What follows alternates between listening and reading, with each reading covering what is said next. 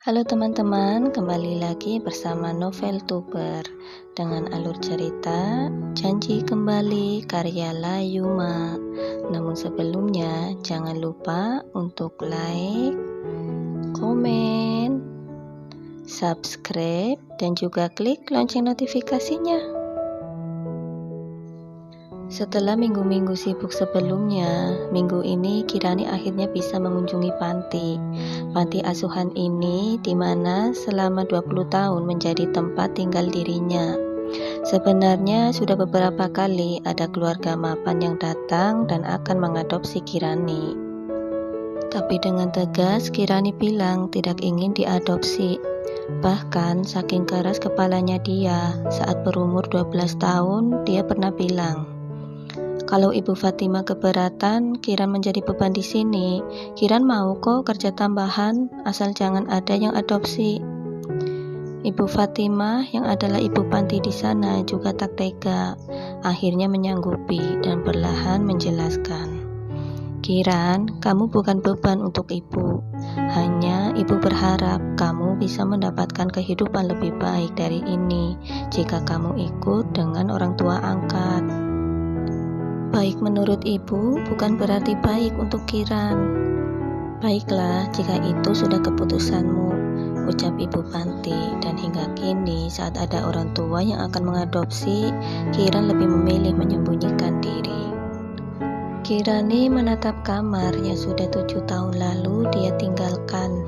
Saat memasuki masa kuliahnya, Kiran memilih pergi dari panti untuk hidup mandiri di kota, agar dirinya bisa mencari kerja dan tinggal dengan jarak yang tak jauh dari kampus juga. Kamu masih di sini, ucap ibu panti, kini menghampiri Kirani. Iya bu, Kiran lagi kangen aja sama kamar ini, kekeh Kiran, dan ibu panti pun duduk di sampingnya. Oh iya, ibu ada sesuatu buat kamu, ucap ibu panti yang terlihat baru saja teringat sesuatu dan langsung beranjak meninggalkan Kiran di kamar. Kiran mengedihkan bahunya saat melihat ibu keluar. Dirinya kini menghampiri meja belajar yang ada di kamar itu dan membuka laci yang terlihat salah satu buku usang. Dirinya pun meniup debu di sana sebelum membuka bukunya. Kiran mengambil sebuah foto lama. Di foto itu ada sepasang anak laki-laki dan perempuan. Terlihat anak perempuan itu memeluk pinggang anak laki-laki, dan si anak laki-laki merangkul bahu anak perempuan yang tingginya hanya sebatas bahunya. Flashback. Jadilah gadis baik dan cerdas Kiki. Kelak aku berjanji pasti menjemputmu. Dengan senyum teduh dan tangannya mengusap air mata gadis kecil itu.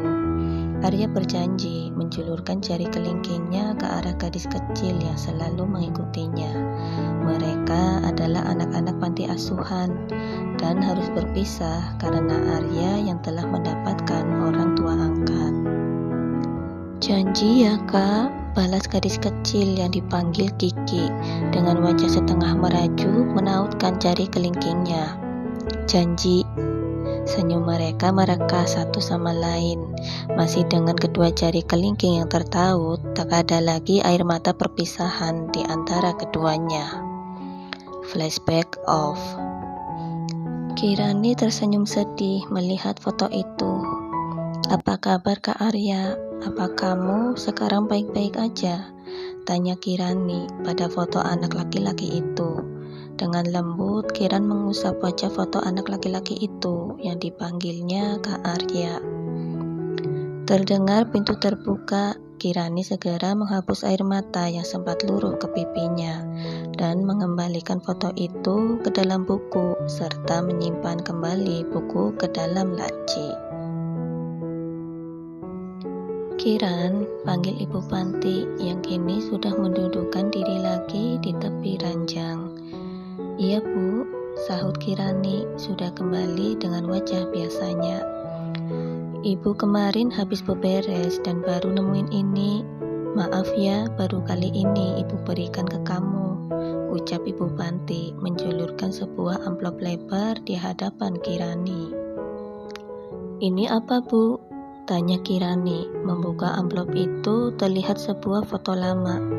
Foto sepasang manusia dan Kirani familiar dengan sang wanita. Karena Kirani tak pernah melupakan wajah dari orang yang telah melahirkannya. Karena dirinya hanya bisa bersama dengan Fatma, ibunya, selama 3 tahun usia Kiran.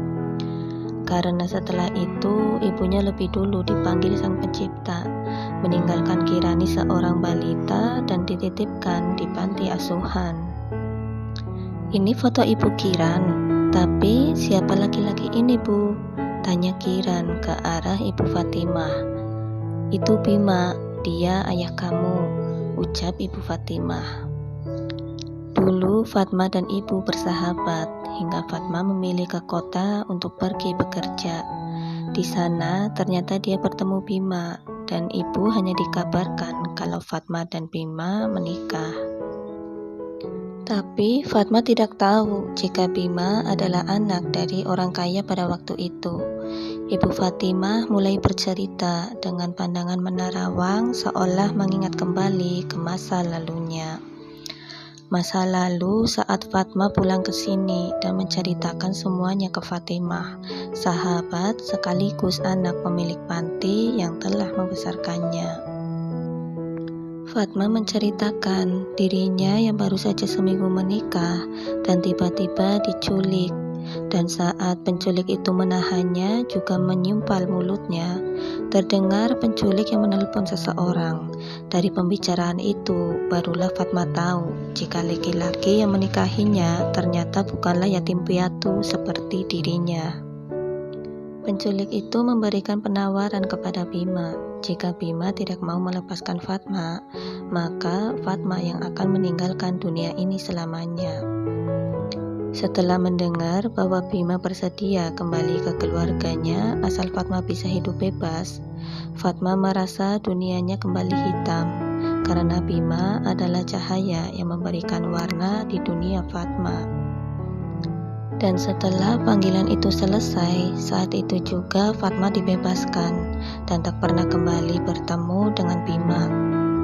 Hingga sebulan setelahnya, Fatma baru tahu jika pernikahan singkatnya itu menghadirkan buah cinta kalian, yaitu kamu, Kirani. Kirani yang artinya cahaya, cahaya baru dalam hidup Fatma setelah kepergian Bima. Ibu Fatimah terlihat menghela napas lega setelah menceritakan semuanya pada Kirani. Terima kasih banyak teman-teman yang selalu setia mengikuti alur cerita Janji Kembali. Sampai jumpa lagi di chapter-chapter selanjutnya. Mari perbanyak silaturahmi dengan selalu dukung channel ini. Salam sehat selalu semuanya.